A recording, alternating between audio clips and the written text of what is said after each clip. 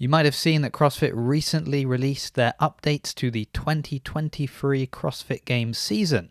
Lots of people have been talking about it, the good and the bad, but this one, it's just confusing. Welcome back to the channel. So yes, I wanted to talk about the 2023 season, although I'm not going to go through all of it. There are a number of points that I think would be interesting to dig into a little deeper and see maybe the reasoning behind some of the decisions, or perhaps the deeper meaning that they might have, and that will definitely be a subject for future videos, but not today. Today, I wanted to focus in on just one thing that doesn't quite make sense, because it's a rule that already will not be applied equally across the field. It's a rule that could seriously disadvantage some athletes, particularly financially speaking, and it's a rule that CrossFit already acknowledge they're going to make exceptions to. And as always, I want to hear what you think. What do you think about the rule, and what do you think about the changes to the season in general, or if there's anything you think I should look into a little deeper, please let me know in the comments. So what is this change, or what is the rule that I wanted to focus in on in this video? Well, it's to do with the semi-finals. Now, we may have seen that the semi-finals have changed slightly. They are now a much closer resembling how regionals were once upon a time, and also the number of semi-finals have changed. In Europe, we've gone down from 2 semi-finals to just 1, and in North America, they've gone from 3 to 2. And the fact that there is still 2 semi-finals in North America is something we'll come back to in a minute. And even this decision to reduce the number of semi-finals is quite interesting, and something I'd like to speak about a little bit deeper in another video as well. But the question we'll be looking at today is, how do they determine which semi-final an athlete should attend? Well, just like the last couple of years, according to the statement that's been put out, athletes will compete in regions based on their country of citizenship. So your citizenship will determine the semi-final that you will attend.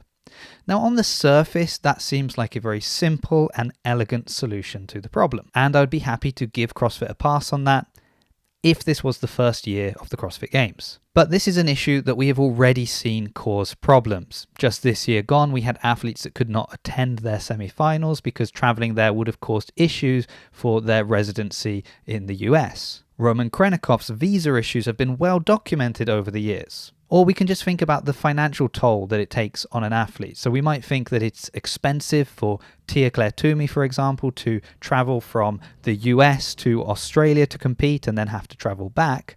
But think about someone like Jamie Simmons. She's living in the UK, so for the semi-final she would travel to Australia. If she qualifies for the Games, she'd then have to obviously travel back to the UK, and then from the UK travel to the Games. So just think about the cost that is incurring. So while yes, obviously that's expensive to travel that much, it also has an effect on them, right? So think about the jet lag of traveling so much. Think about the interruption it has on their training and their preparation for the Games if they make it that far. And then these are situations we're thinking about for some of these bigger named athletes, but what about the up-and-coming athletes? If they're having to go through similar situations and not having the sponsorship or support structure in place that some of these bigger athletes have, it just makes the problem all that more difficult to navigate. And just a side note on citizenship, because it would be easy for us to think, well, if an athlete decides to move abroad because they want to enjoy life somewhere else, and then they have to travel back in order to compete at the semi-final, and now they're complaining about the money or interrupting their training, well, it's their decision, so it's their consequences. Just keep in mind that citizenship is an extremely complicated and very expensive thing to deal with. There will be athletes within CrossFit who perhaps are a citizen of a country that they left when they were just a baby, or it may be they're a citizen of a country they've never stepped foot in, and now because of decisions that were made by their parents, they are having to travel halfway around the globe in order to compete at a semi-final. And before anybody starts writing in the comments that I don't know what I'm talking about regarding citizenship, just to let you know that I've been married for almost 15 years. My wife is still not a British citizen. Our son was born outside of the UK, yet he is a British citizen, and he would not have qualified for citizenship of the country where he was born. A country that I lived in for 10 years, and yet that didn't affect my citizenship in any way either. So I do have some idea of what I'm talking about when it comes to citizenship. But going back to the topic of the CrossFit Games, well, what's the alternative? Well, let's go back to the fact that we already have somewhere where there are 2 semi-finals, as we've mentioned, in North America. And decisions as to where someone will compete will obviously not be based on their citizenship, because for both of those semi-finals, they will be US citizens. So it is going to come down to where they live. It will be interesting, though, to see how that is applied to US citizens that are living outside of the US. But it has got people talking. For example, Barbell Spin put up a post about this and highlighting the 2 different methods being applied. And this post was then shared by Brian Friend in his stories, and he put up a little vote that people could have whether or not they thought this was a good system. And it seemed that the majority, at least of the people that voted on that story, kind of didn't agree that it was fair we had 2 different tracks. But I suppose it is what it is, and those athletes that this will affect negatively, well, I guess they're just going to have to take it on the chin.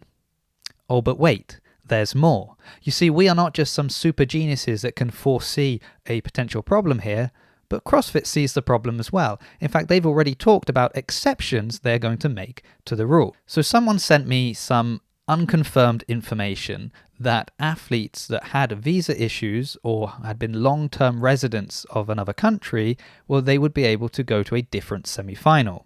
Now, this information apparently came from a meeting that Justin Berg had with the managers of some athletes.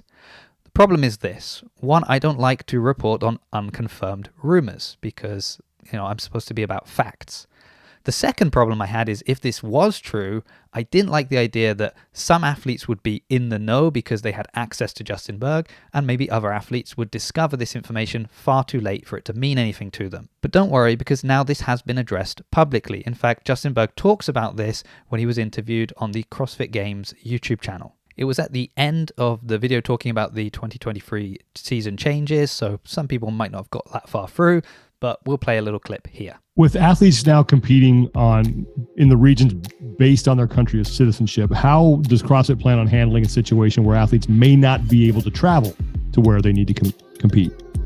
So we're maintaining citizenship as the core eligibility for these semifinals, but we're also adding something this year based on what we've heard, which is people that are long-term residents within that area will have a process where they can notify us ahead of time, and we can make a ruling on which semifinal they would be competing into before they begin the Open. So they can plan their entire season. They'll know the answer before they begin the Open.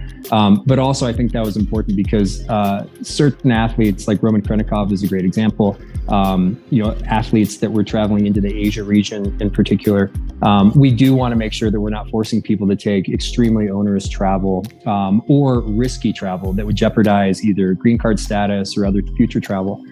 So there will be a process where we take those into consideration and make the rulings before the season starts. So on the one hand, this is great news.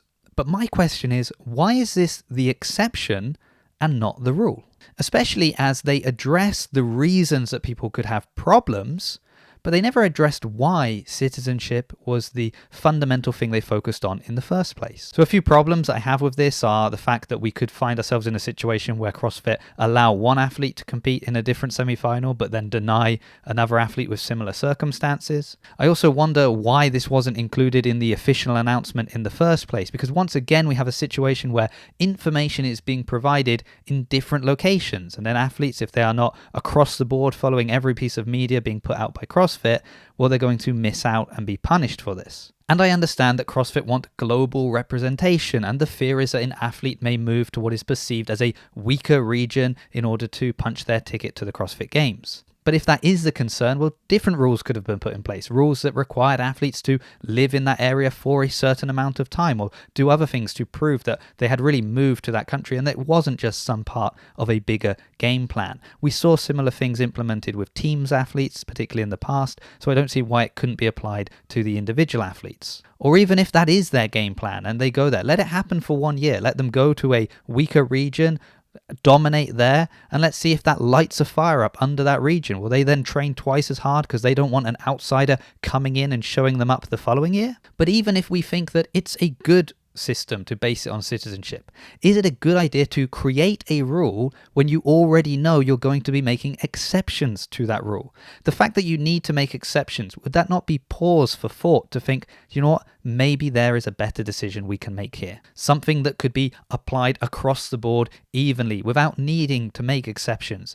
Because put aside these individual athletes that might need exceptions, we're already seeing the rule applied in two different ways depending on whether or not you're a US citizen, because of the two semi-finals that they'll be having in North America. And again, isn't this just an opportunity for people to point out that CrossFit likes to play favorites if we start to see discrepancies in the way in which the exemption is applied across athletes? But what do you think? Is this the best solution? Would you have preferred to see the rule applied in a different way? Were there any other changes to the 2023 season that you think needs more discussion? Let me know in the comments. Thank you so much for watching, and I'll see you in a future video.